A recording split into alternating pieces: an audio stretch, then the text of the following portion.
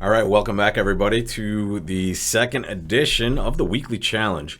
Every week, I'm going to challenge a robot to a 10-board challenge based on scoring that's going to flip-flop. We did imps last week. We're going to do match points this week, and we'll just go back and forth. And we'll get a good exposure to kind of the different scoring methods. Now, match points is the one that most of you are probably the most familiar with. It's the one you will play as a partnership game in normal duplicate games throughout North America and I'm sure throughout the world. However, it's the more difficult version of bridge. You have to be very precise. You're going to be worried about competing aggressively against low-level part scores, especially when your opponents have fits. These are best hand tournaments, so we're going to be doing some special sorts of tactics to take advantage of that situation as well. But for the most part, we're going to play pretty straightforward, just like last time, and we're going to try to score the best we can, just understanding that each board is going to be kind of a win-loss in this scenario. In a normal match point situation, you'd be scored against multiple other players playing the same hand as you. Here, we're scored against one. So if you guys have ever heard of something called board a match, this is equivalent to that. It's basically each board's going to be a win-loss. A win will be 100%. A loss will be 0%, and then a tie will be 50-50. So it'll be win, loss, or tie on every board. We're just trying to do the best we can against the robot opponent at the other table, right? So let's dance. Make your bid with this one first. One diamond pass. This is board one for this week.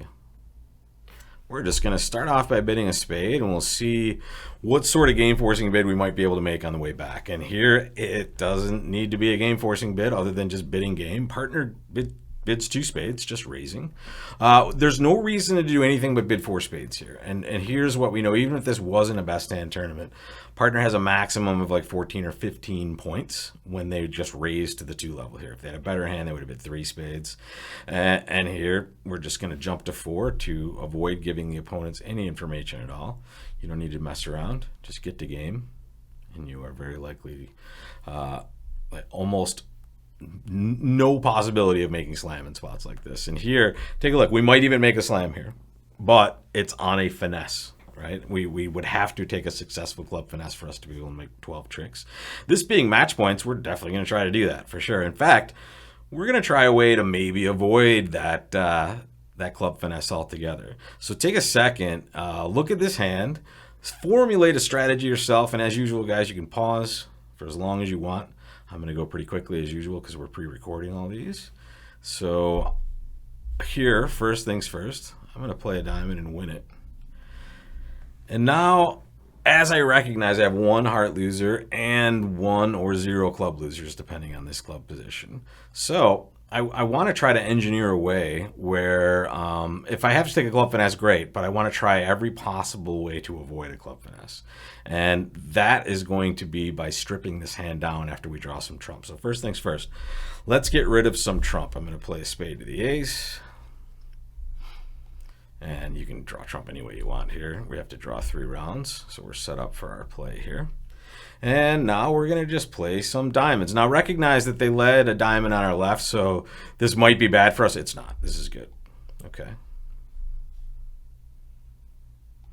Now we're taking our diamonds, and now I'm essentially just going to play the ace of hearts and a heart. Now, I expect lefty to win it, but if the opponents aren't paying attention or if righty's just forced to win this, they would have to have led a club towards our position. If I maybe let a heart from dummy, I might put west on the spot to make sure they overtake the heart. But here, this is the worst case scenario. They force us to take a finesse that we were going to have to take anyway. If righty had won this last trick, they would be on lead against this position, and they have to lead towards this or give us a slough and a rough. But here, we're going to take the finesse. It's going to lose, but there was really nothing we could do about that. And that is all she wrote. All right, plus 450, not too bad to start. Let's just take a quick peek at the results screen there. And we can see as I just fast forward to the spot we got to, the important steps here are, first of all, we're going to draw trump. And what we want to do in these situations is we want to eventually let them in. But when we do that, we want to have at that point in the hand restricted the choices that they have as far as what they can lead. Hopefully to leads that only help us.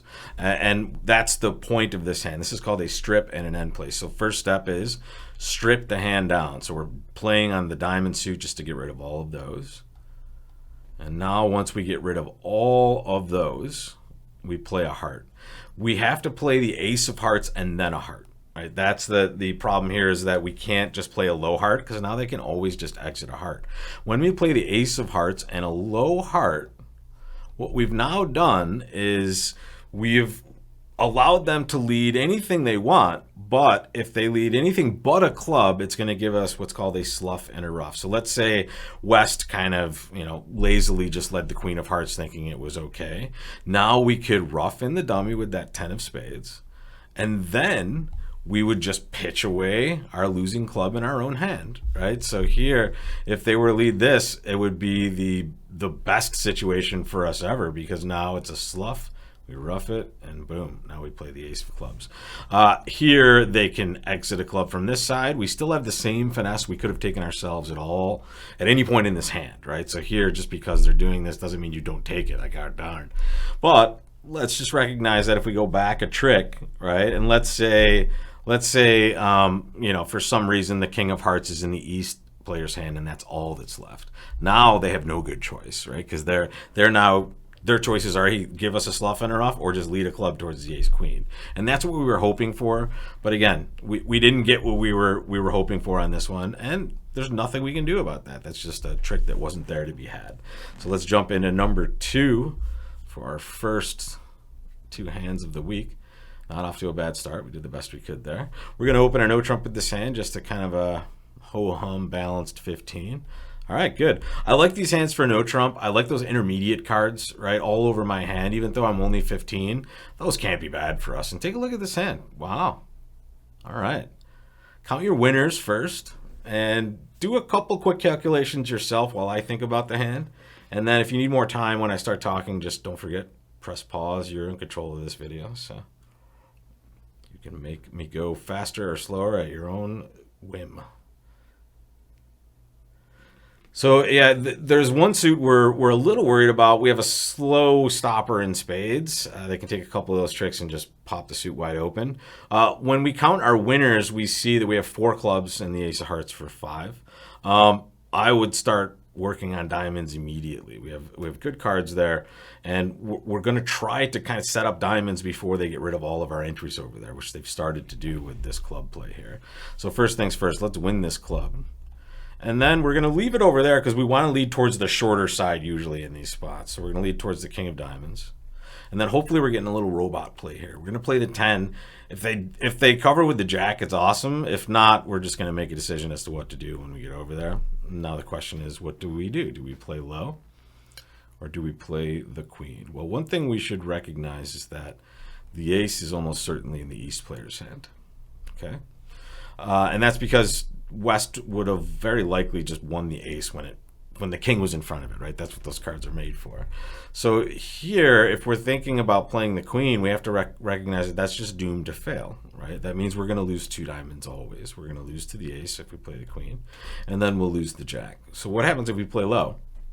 Well, I mean, maybe the same thing. Maybe we lose those same 2 tricks, but at least we have a chance to gain based on what we know. And boom, we gained. Not to say that we are not going to lose that diamond again, by the way, because if left-hand opponent has the jack and then another one, we're in the same exact situation that we found ourselves in here. So now let's revisit our winners count. This is a good no trump hand to be looking at because it's really dicey at this point. We have 2 winners so far, and I'm realizing that my problem with my recording. Give me 1 second here, and let me rectify this issue. There it is. I forgot to include the trick count there, so sorry if you guys missed that on the first board, but here we are. We have 2 tricks here, and we have just developed 1 diamond trick. We still have 3 clubs to take, right? So that's 5, 6, still only 7 here, 1 better, but, well, actually, sorry, we gained a diamond trick in the wash as well, so yeah. 2, 5, 6, 7. So we're 2 better than we started with. But here, they're leading a heart through our ace-queen position. Make your play. I'm going to make mine in a second. Usually, in a vacuum, you would play low to the 10 for maximum tricks, right? Here, I'm a little worried about that because I don't want to let them in because we're not necessarily in the clear in any of these suits, especially if they just start hammering away at spades and I lose a trick to the jack here. I kind of want to win this because if I have to lose a diamond, I want to get that, as off the table as quickly as I can. So if I play the 10 and I needlessly lose to the jack, maybe that's not terrible. Maybe that's okay because I can still finesse for the king later. But what I would lose is a little bit of tempo on the hand, right? They would be able to accomplish something before I get to realize what's happening in diamonds. If diamonds are breaking, it's kind of awesome. So that's great for us either way. But here, we just want to be careful about losing tempo, at least in my opinion here. I like to play the queen. It's giving me a better chance to win. I'm definitely going to take a finesse. I'm not going to jump up with the ace and let them, bully that position around. But here, we're going to be nice and careful. We're going to play a low club to the jack. We're preserving our entry, and I love these kind of two-way spots. I'm preserving my entry to dummy because those diamonds are much more important than just one extra club trick. However, I'm also preserving it because maybe when I win this with the jack, maybe I don't need that entry and I can overtake the king of clubs and, alleviate this blocking issue at some point in the club suit. So here, I'm just going to get over there with the jack, and I still have the king to play if I need it. And here comes ooh, this is good. We know this is breaking now. All right, and now we're going to take a couple diamonds. I think we can afford to pitch a heart here. We know the king is to our right. We don't know where the jack is. And at this point, we'll play the 8 of diamonds. And maybe we'll just have some sort of safe exit at some point here. And then king of clubs. We're going to overtake that with the ace. There's another heart pitch there. And there comes the queen of clubs. This is interesting. We'll pitch a heart just to kind of keep everything going there. So we might decide to mess around here. We haven't seen any of the reasonable heart honors that we'd want to see. So if we had seen the jack fall, maybe we'd try some sort of weird end play. But here we have nothing to do. Spades were split, and here comes that heart. All right. I think that's not too bad for us. Let me just go look at those results real quick, and I'll bring you over there with me. I always like to take a look and see if I missed anything, because a lot of times if I'm talking or going too quickly, I'm just going to miss stuff. And if some of you are hollering at your screen, I'll look at it after.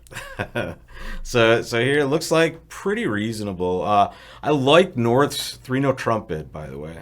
It's kind of dicey with the scattered values there. However, I mean, that's pretty solid, good 9 with a 5-card suit, and you can see the power of a 5-card suit, even one that's kind of as not that beautiful as like ace king jack 5th. It's queen 9 8 5th, but still it's a heck of a source of tricks, especially when things go well for us. And we're off to a pretty darn good start, although I'm not sure the robot would do too much differently, other than the way we played the diamond suit was really good, and we just didn't fall into any of the traps. If we did play that low heart, maybe they get off to a little spade switch, and we're in a lot of trouble now. So here, good luck to us, and let's take a look at a preview for challenge episode number 2. We're going to start off on Tuesday with this hand. So go to bed with this in your mind, and let's see where we end up on board 3 when it all shakes out tomorrow morning. So thanks a lot for joining, guys. Don't forget, every week on bridgelesson.com, we have something scheduled. Definitely the bridge quiz every week, and we have a Declare a Duplicate on Thursday mornings at the moment. That will eventually morph into an all-day-long event, which is coming very soon. November is the time frame for that, so stay tuned, guys. And I'll see you tomorrow for the weekly challenge. Take care, guys.